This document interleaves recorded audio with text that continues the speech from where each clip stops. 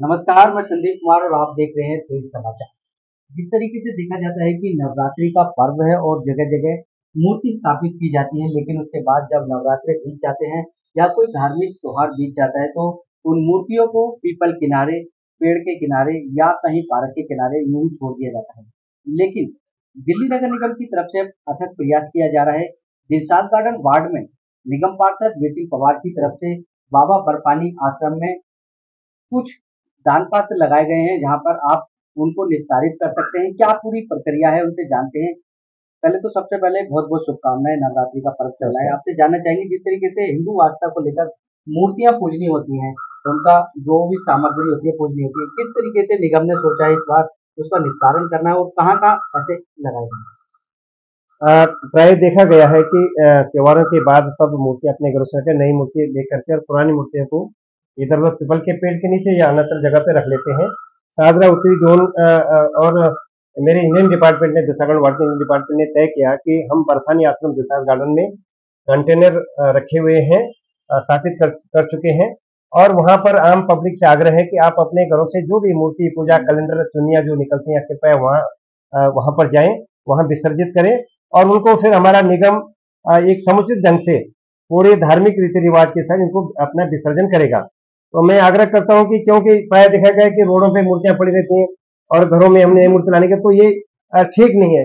ये हिंदू धर्म का अपमान है। तो ये सोच करके अधिकारियों ने भी हम सब ने मिलकर बैठक की थी और बैठक करने के बाद निर्णय लिया कि इस तरह से हम इस कंटेनरों को रख करके उनका विसर्जन करेंगे। दूसरा मेरा आग्रह है कि अब दुर्गा पूजा भी है, समापन होगी।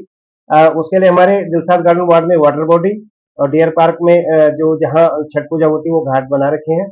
लोग इधर उधर मूर्तियां न जा करके या यमुना जी में न जा करके वहां विसर्जित कर सकते हैं। तो मैं धन्यवाद करता हूँ एमसी डिपार्टमेंट का कि धार्मिक भावनाओं को देखते हुए लोगों की इस तरह का कार्य उन्होंने किया।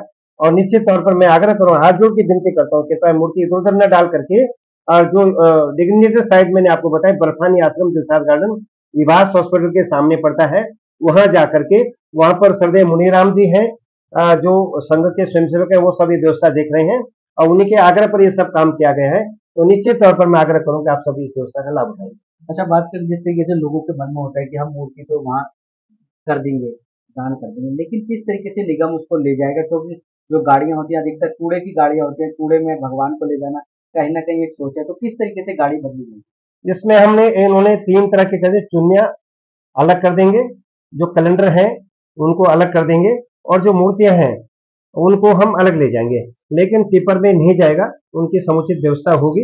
जो हमारे पास ई रिक्शा है और उसको साफ सफाई करके उसमें ले जाकर के हम इनको जो हम इसी व्यवस्था में लेते हैं ले जाकर के उनको जहां पर व्यवस्था करेंगे उनको किस तरह की व्यवस्था करनी है वो सब हमने तय कर रखा है। जगह डिग्नेट साइट हमने तय करके हम गड्ढा खोद के सबको हम विसर्जित करेंगे, विधिवत तरीके से उनको विसर्जित कर देंगे। इसलिए किसी को भी कोई घबराने की बात नहीं कि इन मूर्तियों का इस तरह के कोई टिप्पर में ऐसे ले जाएंगे, ऐसा हिंदू धर्म का अपमान नहीं होगा। निश्चित तौर पर ये सोच करके अधिकारियों ने और हम सब ने मिलकर बैठ कर समाज के लोगों ने एसोसिएशन के लोगों ने बैठ करके ये कार्यप्रणाली बनाई है और ये सब ठीक होगा। कुछ लोगों के पास समय नहीं होता है, लेकिन वो आस-पास रख देते हैं। क्या निगम का कोई कर्मचारी को भी दे सकते हैं जो मूर्तियों को वहाँ तक पहुँचाए? और उन लोगों के लिए क्या संदेश रहेगा जो यमुना में गंगा जल में इस तरीके से प्रवाहित करते हैं, दूषित करते हैं उनको?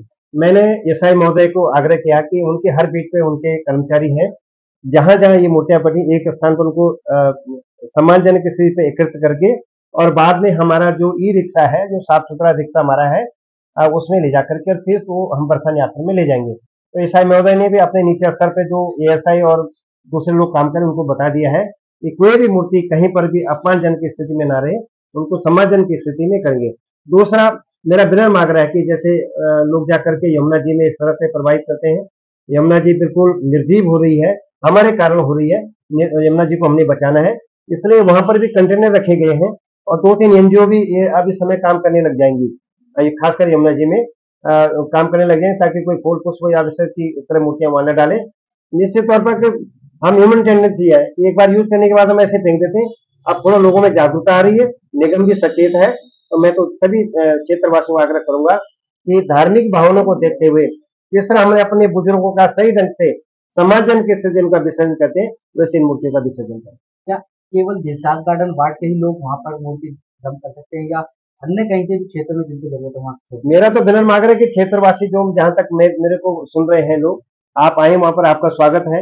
और अपने क्षेत्र में भी आप जो आप वहां पर जो आपका काउंसलर क्षेत्रीय पार्षद है उनसे भी आग्रह करें कि जब एक दूसरा वार्ड कर सकता है तो सभी कर सकते हैं। और निश्चित तौर पर बहुत सारी संस्थाएं भी लगी हुई हैं इस काम में, लेकिन ये निचले ग्राउंड पर काउंसलर क्योंकि जमीनी स्तर पर काम करता है, उनको ज्यादा पता था कहाँ कहाँ मूर्तियां क्या उनके बड़े सेटअप है, तो निश्चित तौर पर अपने क्षेत्र में कर सकते हैं, नहीं तो बर्फानी आश्रम में भी सर्विस कर सकते हैं। ये थे दिलशाद गार्डन वार्ड के निगम पार्षद जिन्हों की एक अथक प्रयास हर बार रहती है, नए काम रहते हैं क्योंकि जनता और सनातन धर्म उनके लिए सर्वप्रिय है। तो कोई भी यहाँ वहाँ मूर्ति ना छोड़े, ना ही कोई पूज्य सामग्री छोड़े, जो भी है बाबा बर्फानी आश्रम में जाए और वहाँ उसको सम्मान पूर्वक छोड़े। निगम आपको पूरी श्रद्धा और सुमन अर्पित करेगा। कैमरामैन सुनील के साथ संदीप कुमार के समाचार।